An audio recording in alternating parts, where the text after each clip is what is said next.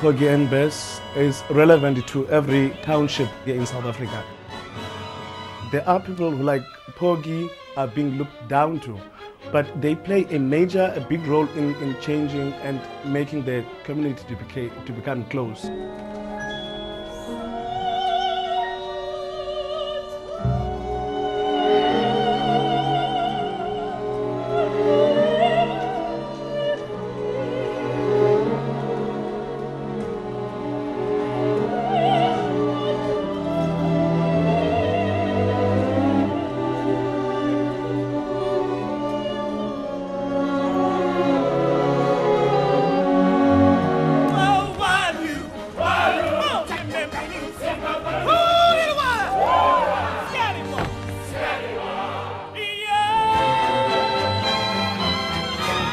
The interesting thing about Bess is that she doesn't have a single aria in the entire opera.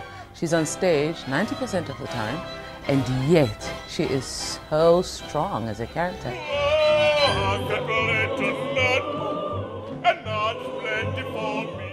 The most exciting things to touring overseas is to sing on the big stages where Pavarotti, Domingo, Carreras will sing.